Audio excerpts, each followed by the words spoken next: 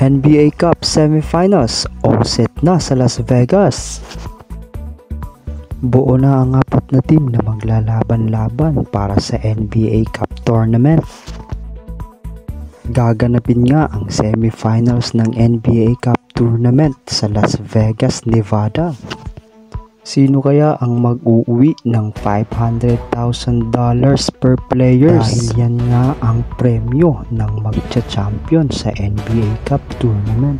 At ito nga ang 4 na team na maglalaban-laban para sa NBA Cup Semifinals. Sa Western Conference, unang ang nakapasok dyan ang Oklahoma City Thunders. Pinalo nila ang defending Western Conference champion na Dallas Mavericks. Pinangunahan nga ni Shai Gilgeous-Alexander ang kanyang team para makapasok sa semifinals ng NBA Cup.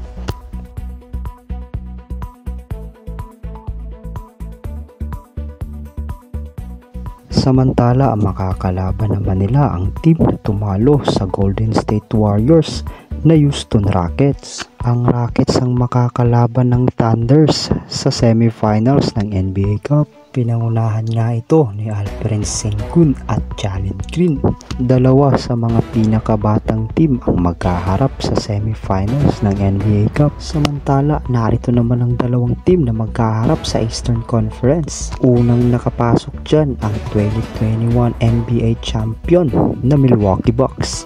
Pinangungunahan ito ni The Greek Freak Antetokounmpo at Damian Lillard, kaya tiyak na may malaking chance na mag-champion ito sa NBA Cup. Pero hindi naman magpapatalo ang team na pinangungunahan ng star point guard na si Trae Young. Tinalo lang naman ni Trae Young at ng kanyang team na Atlanta Hawks ang New York Knicks. Siyempre, makakatulong niya dyan ang Western Defensive Player of the Month na si Tyson Daniels. Kaya panigurado, papalag ito sa Milwaukee Bucks. Gaganapin ang semifinals sa December 15.